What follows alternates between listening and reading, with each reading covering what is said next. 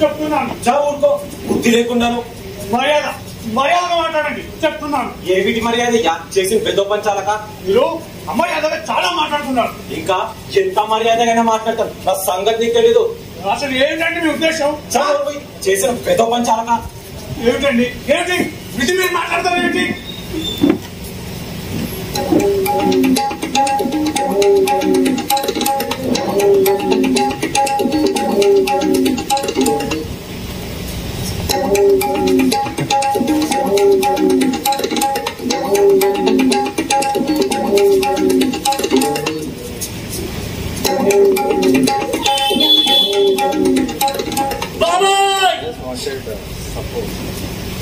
ఏమైందండి? అసలు ఏం జరిగింది? అసలు నీ కింద దగ్గర నా దగ్గర బుద్ధి తక్కువ.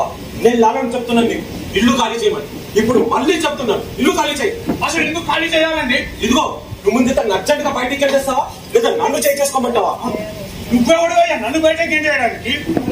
పెద్ద మనిషిని నిన్న మొన్నటి దాకా తెలుగు కాంతికులుగా పనిచేసిన మర్యాద వస్తుంది. చాలా చేసిన పేదోపంచాలక చాలు పెద్దంతనం చిన్నంతనం లేకుండా పాటలు నువ్వు. ఏమిటా మాటలు బాబాయ్? అయ్యా ఏం జరిగిందండి? అబ్బాయి పొరపాటు అనేవి జరగడం నిత్య కృత్యంలో సర్వసామాన్యం కదా. చాలేవయ్యా చెప్పొచ్చు. పాచినోటితో ఏదో ఆడపిల్లి ఉమ్ము ఇద్దరు ఉమ్ము ఈ దొంగేసి పొరపాటు అంటే ఏమిటయ్యా? అయ్యా ఏదో తప్పైపోయింది. అయిపోయింది ఏదో అయిపోయింది. కథం కథ అన్నారు. నా తలకాయ అన్నారు. నువ్వు కాసేపు మాట్లాడదు. ఇదిగో నా చొక్కా మాట ఏంటో చెప్పి త్వరగా ఇల్లు ఖాళీ చేయవయ్యా. అయ్యా ఆయన తరపున నేను లెప్పలేసుకుంటాను.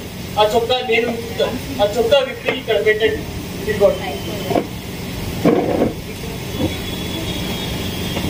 మీ అద్దె డబ్బులు 200 తీసుకోండి. చొక్కాలన్నీ చాకలాడికేసేసానయ్యా. ఉన్నది ఇది ఒకటే చొక్కా. నీ అద్దె నాకు అవసరం లేదు. నువ్వు ముందు ఉన్న బలంగా ఇల్లు ఖాళీ చేయవయ్యా. ఉన్న బలంగా ఇల్లు ఖాళీ చేయమంటే ఏం చేస్తామండి? చెట్టు కింద తందాల్చుకో, నాకేమి సంబంధం. అదేంటండి? ఉన్న బలంగా చేయమంటే ఏం చేయమంటారు? ఇప్పుడంత జీతంతో ఏ అవసరం తీర్చుకోవాలో తెలియక సతమతం అవుతున్నాను. బావుడికి రోగం మంచం ఎక్కింది. దాని సపర్యలతో తికమక పడుతున్నాను. బియ్యం కిరసనాయలు అయిపోయాయి. తీరా ఇంటికి వచ్చేసరికి పైగా ఇదిగో దీంతో ఈ చుట్టం. నత్త బాధలు నత్తవి, పీత బాధలు పీతవి. మరి నా బాధలు మాటే. కరెంటు బిల్లు కట్టాలి, వాటర్ బిల్లు కట్టాలి, మున్సిపల్ ట్యాక్సులు కట్టాలి. అబ్బబ్బా పిచ్చెక్కిపోతుంది. నువ్వు ముందు ఇల్లు ఖాళీ చేయవయ్యా. మీరు ఇల్లు ఖాళీ చేయమన్నారు అంటే అద్దె పెంచుతున్నారు అని నాకు తెలుసు. ప్రతి 6 నెలలకి మీరు చెప్తూనే ఉన్నారు, నేను పెంచుతూనే ఉన్నాను. కానీ మీరు అద్దె పెంచి ఇంకా 4 నెలలే కదండి అయ్యింది. అదంతా నాకు అనవసరం అయ్యా. రోజు రోజుకి మరీ ధరలు పెరిగిపోతున్నాయి. ధరలతో సమానంగా నా దరిద్రం కూడా పెరిగిపోతుంది లేండి. దగ్గరలో ఏదైనా మంచి సమశీతోష్ణ చలనచిత్ర ప్రదర్శనశాల ఉందా ఏమిట్రా? నా చేత చేయించాల్సిన ఖర్చు అదొకటి మిగిలిపోయినా ఇంకాను ఏం లేదు. ఏమిటి దూరం అంటావా?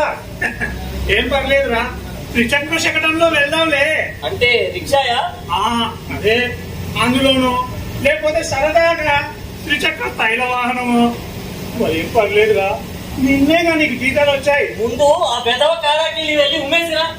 వాడిదే బంగారం లాంటి 45 పైసల కారాకి ఉమ్మేయడమా? ఎవరిని విన్నట్టురా? దీన్ని ఉమ్మేసి రాను. ఉండు, ఉమ్ము వేసి వస్తాను. అయ్యయ్యో, సగం భూమి ఇక్కడే కాచేశారా భగవంతుడా. నువ్వు ముందు బయటికి వెళ్ళాడయ్యా. చిచ్చి చిచ్చి, ఇల్లంతా ఉమ్ము చల్పోసి తగిలేస్తున్నావు. ఏమిటయ్యా ఇది? ఏదో సంత దొరికింది నాకు. ఇదిగో నీ గొడవ నాకెందుకు కానీ నువ్వు ముందు ఇల్లు ఖాళీ చేయవయ్యా.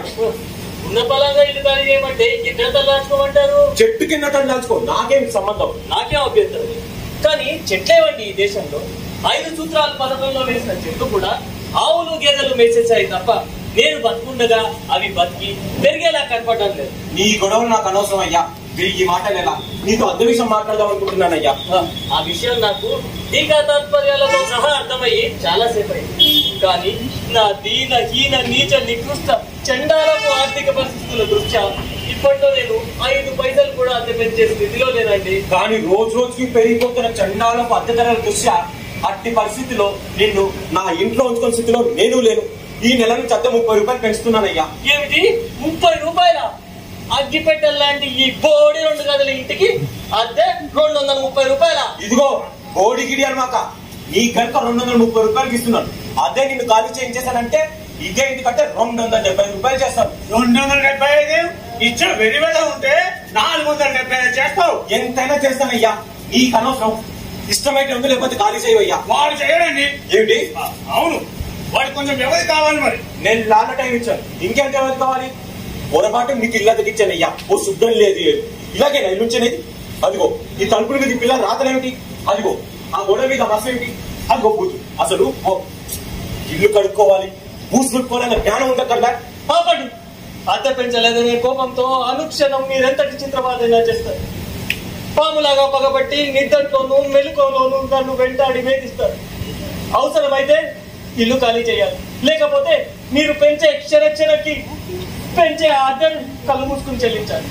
ఇదిగోండి మీరు 230 రూపాయలు అద్దె తీసుకోండి, వెళ్ళండి. తప్పదయ్యా, నేను ఇల్లు అద్దెకిచ్చే డబ్బు కోసం డబ్బు తీసుకుని నష్టపోలేను. మారే ధరలతో పాటు నేను మారి చావాలిగా. ఇదిగో పొద్దున్న కూస్తే మనము ముఖం చూసుకొని సుమన్నవి. కోపం పెట్టుకోకే, వస్తా మరి.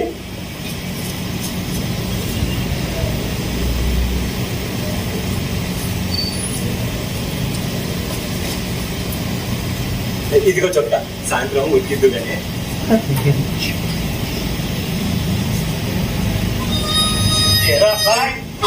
మరి జంతు ప్రదర్శనశాల, వస్తు ప్రదర్శనశాల ఎప్పుడు చూపిస్తావురా నాకు?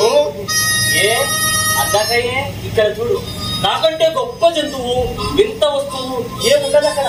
ఒకవేళ నీకు నాకంటే గొప్ప జంతువుని చూడాలని అంత సరదాగా ఉంటే అద్దం ఇస్తాను, చూసుకో. సరేలే, ఎప్పుడైనా వీలు చూసుకొని వెళ్దాం. కానీ వంట ఏం చేస్తున్నావురా? ఇంకా దహించి వేస్తోంది. ఇంకా ఏం అనుకోలేదు. పెద్ద ప్రయత్నాలు ఏం చెయ్యకు. పాపం నీకు ఆఫీసు టైం అవుతున్నట్లుంది. ఓ పని చెయ్యి, వంకాయ కారం పెట్టి కూరాను, ములక్కాయలు తెచ్చి మామిడికాయ పప్పు వేయి. 4 అప్పడాలు వడియాలు కాళ్ళకు సరిపెట్టుకుందాం ఈ పూటకి. అబ్బే, బొబ్బట్టు పూర్ణం కూరలు వండి కాసిన కజ్జికాయలు కారపూస చేయనా అని ఆలోచిస్తున్నాను. నీకెందుకురా? పాపం మొగాడివి, అనవసరమైన శ్రమ. అన్నట్టు చెంతికలు చేయకుమా, ఈ మధ్య దంతాలు పెద్ద గట్టిగా లేవు. చెంతికలు కొద్దిగా జిలేబీ చేయరా, మెత్తగా ఉంటుంది. అవన్నీ చేద్దామని సరదా పడిపోతున్నాను, కానీ ఆఫీసు మానేద్దామంటే మరి కుదరదు. అందుకు కాస్త చాలు కాస్తున్నాం. ఏంటి భక్తి చారే? అది కూడా కిరోసిన్ దొరుకుతేను. సరే, ఈ పూట ఏదో ఒకటి తగిలే, రాత్రికి తీరిగ్గా మొదలు పెడదాం.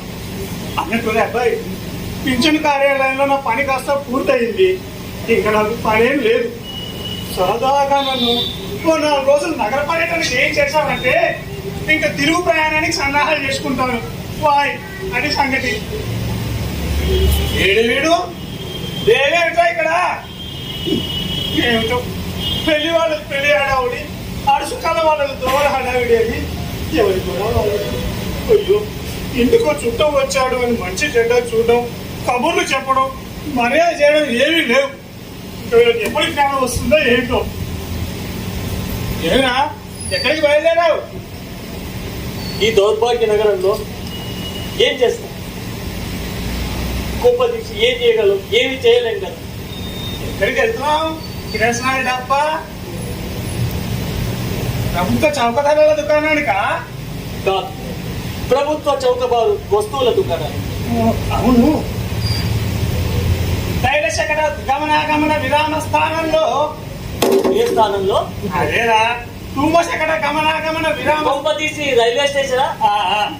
అక్కడ ఓ 4 రోజులు ముందు కొనుక్కుంటే సరిపోతుందా టికెట్? ఇంకా 4 రోజుల వచ్చి వారం అయిపోయింది, ఇంకా వాపు తీయడం లేదు. ఇంకా 4 రోజులైనా ఉండేది అంటావా? మరి వారం రోజులు ఉన్నానన్న మాటే కానీ మనం మనసు విప్పి మాట్లాడుతుండేది, నీ మనసు తీర్చిందేది. ఏం చేస్తాం, అన్ని మనసులు తీరవుగా ఈ జీవితంలో. అవును, నువ్వు వచ్చి వారం రోజులు అయిపోయింది కదా అప్పుడే. వారం అయిందనుకో, మరి ఇంకా నగరం చూడాలిగా. చూడటానికి ఏముంది దౌర్భాగ్య నగరంలో? ఎక్కడ చూసినా అన్యాయాలు, దోపిడీలు, అక్రమాలు, సగటు మనిషి ఆక్రందనలు.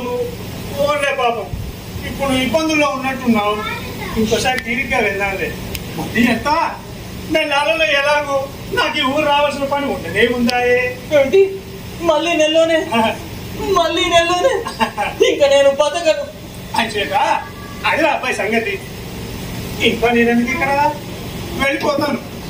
ఇది బాగుంది, ఎల్లుండి వెళ్ళిపోతాను.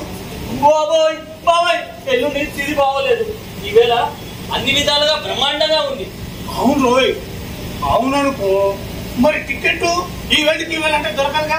నువ్వు రైల్లో వెళ్ళొద్దు. రోజుకో 10 రైళ్ల ప్రమాదం జరుగుతున్నాయంట. బస్సులో వెళ్ళు, ఇవాటికి టికెట్ దొరుకుతుంది. అయ్యో బాబోయ్, వద్దురా బాబు. వాళ్ళు ఛార్జీలు గుంజేస్తారు. అసలు నువ్వు బోర్డు ఖర్చులో ఉన్నావు, తట్టుకోలేవు. అంటే టికెట్ కూడా నేనే కొనేది. కొనేది నువ్వైతే మాత్రం ఎందుకురా? ఎవడు తిన్నట్టు? నువ్వు తిన్నట్టు, ఆవకాయ పెంచిలా నంచుకుని తిన్నట్టు. భగవంతుడా, టీఏడిఏలు హౌస్ రెంట్ ఎలవెన్స్ లాగా చుట్టాల ఎలవెన్స్ ఇచ్చే రోజు ఎప్పుడు వస్తుంది? వాయ్, ఏంటంటావు? నువ్వు 2 గంటల్లో బస్సు ఉంది, వెంటనే సామాన్లు సర్దుకో. 2 గంటల్లోనా? అబ్బే, ఎక్కడ కుదురుతుందిరా? ఇంకా నువ్వు బజార్కి వెళ్ళాలి, సరుకులు తేవాలి, వంట చెయ్యాలి, తినాలి, ఓ పులుకు తీయాలి. ఆ పైన నన్ను పాతి పెట్టాలి, శ్మశానానికి ఇచ్చికి వెళ్ళాలి, ఇంకా ఏదో చెయ్యాలి. ఏంటి అదంతా వద్దు. అదంతా అయ్యేసరికి బస్సు కాస్త వెళ్ళిపోతుంది. ఇగో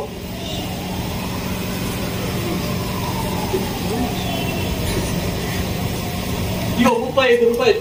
30 రూపాయలు బస్సు టికెట్. మిగతా డబ్బులతో దారిలో భోజనం చేసి బయలుదేరు. చీ, అడ్డమైన వాళ్ళు మడి తడి లేకుండా ఉండే ఆ వంటలు నేను తినలేను రోయ్. నీకన్నా బాగానే వండుతారు, నాకన్నా బాగానే ఉంటారు. ఏంటి? రోజు తినగా ఎప్పుడైనా తప్పదు మరి, లే బాబా. సరే మరి, ఫోన్లేస్తూ హాయిగా ఎల్లుండి వెళ్తాను. ఏమిటో లే, కష్టాలు మనుషులకు కాకపోతే మాటలోకి వస్తాయని చెప్పు. ఊరుకో.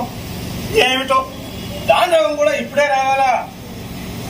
నేను ఇలాంటి కష్ట పరిస్థితుల్లో ఒంటరిగా వదిలేయడానికి నాకు మనస్కరించడం లేదురా. నువ్వు వెళ్ళపోతే నిన్ను స్నానం చేసి వస్తాను, తర్వాత సంగతి తర్వాత ఆలోచించుకుందాం.